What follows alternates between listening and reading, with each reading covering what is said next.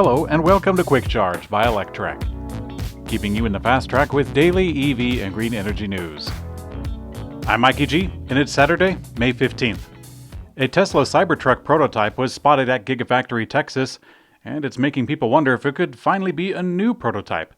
The Cybertruck was unveiled back in November of 2019, and Tesla said that it planned to bring it to market by the end of 2021. Since the unveiling, there has only been one physical truck lugged around without any changes being made.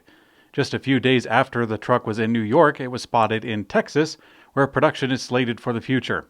Tesla is getting closer to the start of production at Texas, but it's going to start with the Model Y. The truck's official timeline is still late 2021. Musk has been setting the stage for potential delays into 2022. The electric pickup truck requires new manufacturing techniques since it's been designed with a steel exoskeleton. There's a lot of eyes on the program as Tesla has over 500,000 reservation holders for the truck. Tesla is starting to further expand in Eastern and Central Europe by making electric cars available to order in Hungary and Romania. Tesla's market expansion is somewhat complicated since the company needs to build a charging and service infrastructure first. Last year, Musk announced new charger infrastructure, citing Slovakia, Croatia, Serbia, and most of Eastern Europe. The automaker has opened 2 pop-up stores now, one in Budapest and one in Bucharest, and this is to get people familiarized with the vehicles. After Hungary and Romania, Tesla is looking to push east into Ukraine, where it is currently planning a few supercharger stations going towards Kiev. Tesla is in talks to add another supplier of cheaper lithium iron phosphate battery cells for its electric cars produced in China. And this is according to a new report. Last year, Elon Musk mentioned that he believes that the energy density of lithium iron phosphate batteries has improved enough that it now makes sense to use cheaper and cobalt-free batteries in lower-end vehicles. It started with vehicles made for the Chinese market and then expanded into vehicles shipped into Europe as well. And now Reuters reports that Tesla is in talks with Eve Energy, a battery cell manufacturer in China, to secure more lithium iron cells. Eve is currently in the final stages of validating the cells, and they aim to be in production during the third quarter. Tesla is bringing the new Roadster prototype on a rare outing at L.A. Peterson's Auto Museum. This is ahead of having a new release candidate come out later this summer. After years of having the program on the shelves to focus on less expensive and higher volume vehicles, Tesla unveiled the next generation Roadster in 2017, and CEO Elon Musk said that it will come to market in 2020. Here we are in 21, and we're excited to see it out and about. Last time, the prototype was seen at Tesla's Battery Day in September. The Peterson Auto Museum has now announced that they will have the new Roadster prototype for 2 weeks, starting on May 19th. Tesla's move to stop Bitcoin payments over energy use concerns has wiped out hundreds of billions of dollars worth of market value in the cryptocurrency market. Elon Musk recently announced Tesla would no longer accept Bitcoin as payment options for vehicles, citing the overwhelming cost in consumption to produce a Bitcoin. The announcement resulted in a massive crash in value for Bitcoin, which shed about $100 billion in market capitalization in just hours after the announcement. Overall, it's estimated that the crypto market value retreated by over $300 billion following Tesla's announcement, with some estimates as high as $365 billion.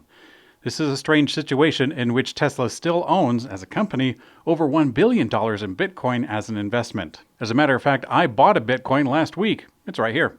Everyone's all saying that they're worth like $50,000 or something. I got this one on the internet for like $3, so I don't really know what the fuss is about. Fisker Incorporated has offered an update to its recently announced deal with Foxconn to develop an EV together.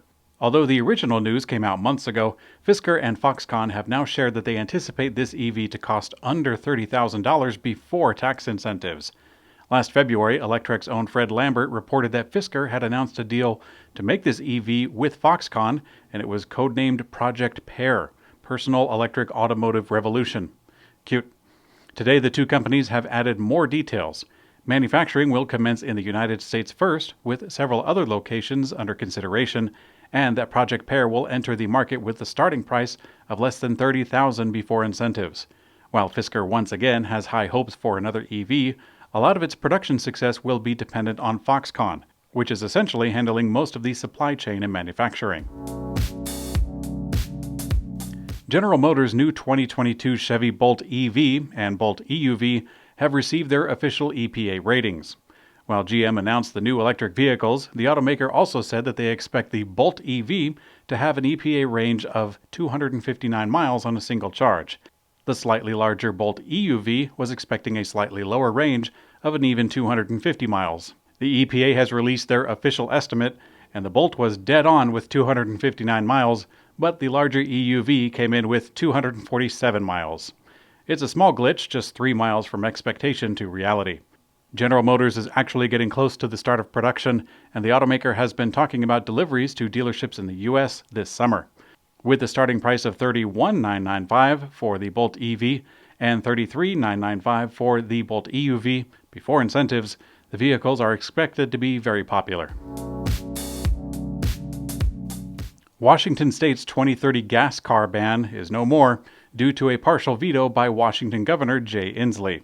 He had been expected to sign the bill, but vetoed the 100% EV plan, stating that, quote, achieving a goal of 100% electric vehicles is too important to tie to the implementation of a separate policy like the road usage charge. The bill did contain both the EV part and a road usage tax, which was denied, as you can tell. If the bill were passed, that portion would have banned the sale or registration of new gas cars by the model year 2030 or later in the state of Washington.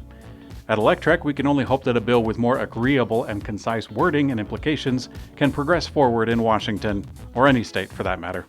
Thanks for watching Quick Charge by Electrek. We also have an audio version on your favorite podcast player. I'm Mikey G, and I hope you have a great day.